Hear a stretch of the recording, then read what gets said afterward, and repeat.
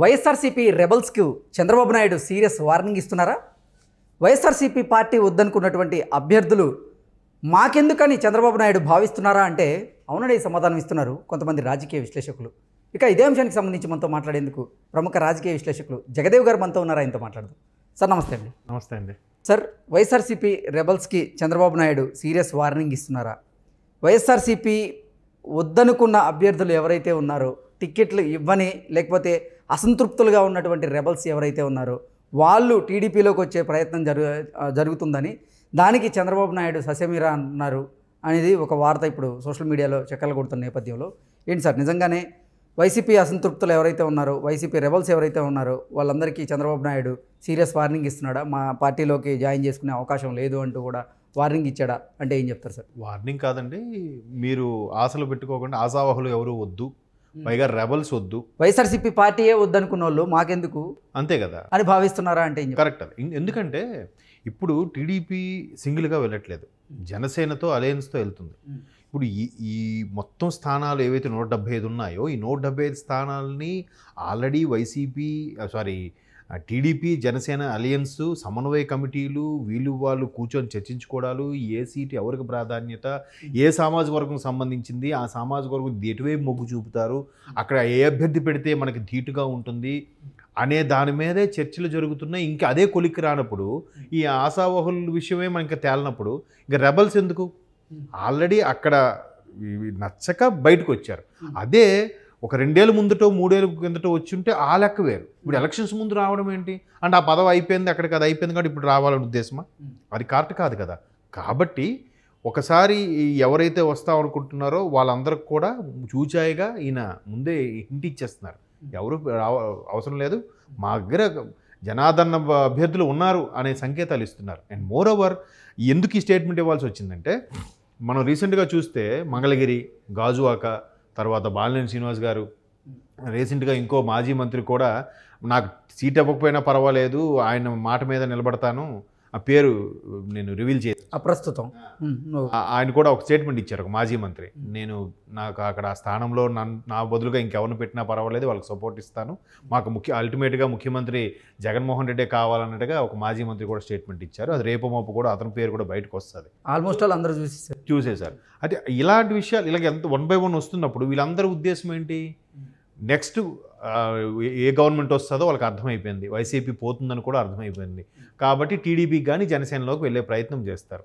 So ఇప్పుడు చంద్రబాబు గారు ఇలా చెప్పడం వల్ల ఎవరు కూడా రారు. అండ్ మోర్ ఓవర్ వాళ్ళు అలా రిజైన్ చేయడం వల్ల ఇక్కడ ఆల్రెడీ టీడీపీ జనసేన కూటమిలో ఉన్న అభ్యర్థులు కొంతమంది టెన్షన్గా ఫీల్ అవుతారు.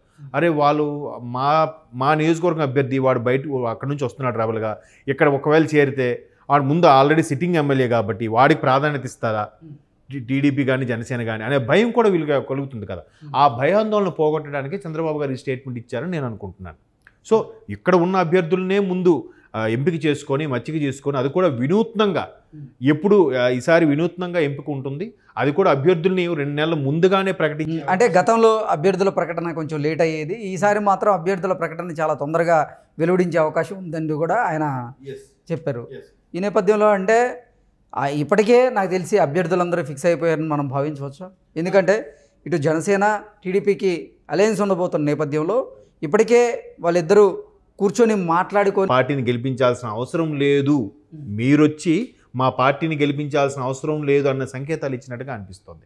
అండ్ మోర్ ఓవర్ మీరు అన్నట్టు ఆల్మోస్ట్ ఆల్ అంటే ఫస్ట్ ఫ్రేమ్లో ఎవరైతే ఉన్నారో, ఫస్ట్ సర్కిల్లో ఎవరైతే ఉన్నారో సీనియర్గా, ఇక్కడ ఇటువైపు నాదెండ్ల మనోహర్ గారు కానీ లేదా నాగబాబు గారు కానీ అలాంటి కీలకమైన వ్యక్తులను ఆల్రెడీ కొన్ని స్థానాలకి ఫిక్స్ అనుకున్నారో అది ఫిక్స్. అది ఇక్కడ టీడీపీ వైపు కూడా ఎవరెవరైతే మెయిన్ లీడర్స్ ఉన్నారో, అచ్చెన్నాయుడు గారు అని అలాంటి వారి వ్యక్తులు ఎవరైతే ఉన్నారో వాళ్ళందరికీ కూడా ఆల్రెడీ కొన్ని స్థానాలు ఫిక్స్ అయిపోయాయి.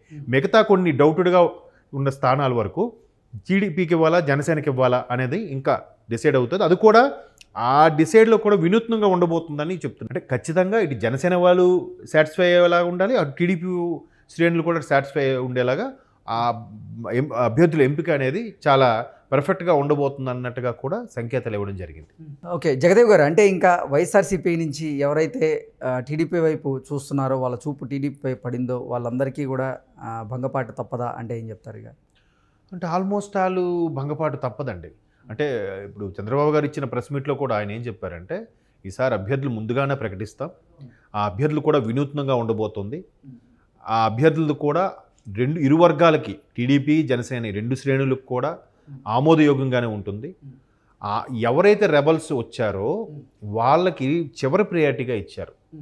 మరీ మంచి క్రేజ్ ఉండి అక్కడ మరి సరిగ్గా ప్రభుత్వంలో ఉండి కూడా సరిగ్గా ప్రజలకు సేవ చేయలేక, సరిగ్గా ప్రజలకు అందుబాటులో లేకపోయిన వ్యక్తులు ఎవరైనా ఉంటే, అంటే స్వతహాగా సేవ చేయాలన్నా అధినేత వల్ల ముఖ్యమంత్రి వల్ల సరిగ్గా సేవ చేయలేని వ్యక్తులు ఎవరైనా ఉన్నారో అటువంటి గుడ్ విల్ ఉన్న వాళ్ళని అప్పుడు లాస్ట్ ప్రయారిటీ కింద ఆలోచిద్దామన్నట్టుగా చెప్పారు తప్ప మొదటి 3 స్థానాల వరకు కూడా ఇక్కడ టీడీపీ జనసేన శ్రేణులకే ఇంపార్టెన్స్ ఇస్తూ వినూత్నంగా మంచి అభ్యర్థుల్ని ఖచ్చితంగా టీడీపీ జనసేన అలయన్సే గవర్నమెంట్ ఫామ్ చేసేలాగే అభ్యర్థులు ఎంపిక ఉండబోతుంది. అది ముందుగానే ప్రకటించడం వల్ల కూడా ప్లస్ పాయింట్ ఏంటంటే ఎవరైతే ఆశావహులు కానీ లేదంటే అదే రెబల్స్ ఎవరైతే ఉంటారో ఆశావహులుగా అంటే జంపు జలానీలు ఇటువైపు రావాలనుకుంటారో వాళ్ళందరికీ చూచాయిగా చెప్పకనే చెప్పినట్టు. ఫర్ ఎగ్జాంపుల్ ఇప్పుడు మంగళగిరి స్థానం అనుకోండి, ఇప్పుడు రామకృష్ణారెడ్డి గారు వచ్చేసారు. సో అక్కడ ఆల్రెడీ అక్కడ ఫర్ ఎగ్జాంపుల్ ఒక అభ్యర్థిని ప్రకటించారు అనుకున్నాం, లేదంటే లోకేష్ గారికి ఆ స్థానం కేటాయించారు అనుకోండి. ఇప్పుడు ఆయన ఇంకెక్కడి నుంచి వస్తారు? ఆయన ఇంకా ఆశ పెట్టుకోడు కదా, ఆల్రెడీ లోకేష్ గారికి ఈ సీట్ డిక్లేర్ చేశారు కాబట్టి ఇంకా నాకెవరు అని చెప్పకనే చెప్పినట్టు అవుతుంది. దానివల్ల ఏమవుతుందంటే మంచిగా వైరం లేకుండానే మంచిగా వాళ్ళకి అభ్యర్థులకు చెప్పినట్టు కూడా అవుతుంది. ఒకవేళ వచ్చి జాయిన్ అయితే అవరండి సభ్యత్వం తీసుకుంటారు, తర్వాత బాగా ఉంటే కనుక ర్యాపో ఫ్యూచర్లో నామినేటెడ్ పోస్టులు కానీ ఇంకా ఫర్దర్గా ఇంక దేనికైనా అప్పుడు ఇంకా మంగళగిరి మున్సిపాలిటీ అలాంటి వాటికి చైర్మన్ పదవులు వాటికి కేటాయించే అవకాశం ఉంటుంది. అంటే మరీ నెల్లూరు జిల్లాకి వెళ్ళేసరికి వైఎస్ఆర్సీపీ రెబల్ ఎమ్మెల్యేగా కోటంరెడ్డి శ్రీధర్ రెడ్డి అలాగే ఆనంకి సంబంధించి వీళ్ళిద్దరి పేర్లు కూడా వినపడుతున్న నేపథ్యంలో వీళ్ళకి టికెట్లు ఇచ్చే అవకాశం ఉందా చంద్రబాబు నాయుడు రాబోతున్న ఎన్నికల్లో అంటే ఏం చెప్తారు? అవకాశం ఉందండి. ఎందుకంటే వీళ్ళు ఇప్పుడు ఎలక్షన్స్ ముందు 2-3 నెలలుగా రిజైన్ చేసి వచ్చేవాళ్ళు కాదుగా. ముందుగా ఇంకా ఎలక్షన్స్ సరే నెక్స్ట్ ఇక్కడ గవర్నమెంట్ పోతుంది కాబట్టి జంప్ జలానీగా వచ్చేవాళ్ళు కాదు కదా.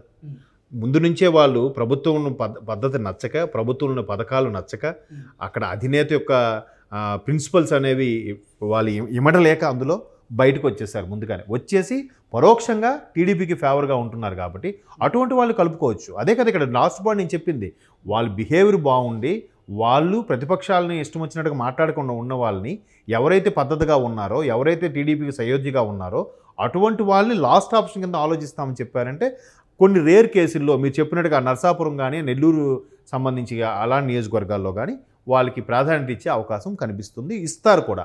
అలా కలుపుకుని వెళ్ళకపోతే మళ్ళీ రాజకీయాల్లో అనేది సాధ్యం కాదు. ఓకే, రాజకీయాల్లో కొంత శత్రుత్వం ఉంటుంది, వాళ్ళు కూడా శాశ్వత శత్రుత్వం ఉండదు, శాశ్వత మిత్రుత్వం ఉండదు. కాబట్టి మళ్ళీ అటువంటి వ్యక్తులు ముందుగా బయటకు వచ్చే వ్యక్తులు మాత్రం కలుపుకుపోవచ్చు, వాళ్ళకి సీట్ ఇచ్చే ఛాన్సెస్ కూడా ఉన్నాయి. ఓకే ఓకే జగదేవ్ గారు, థ్యాంక్ యూ సో మచ్.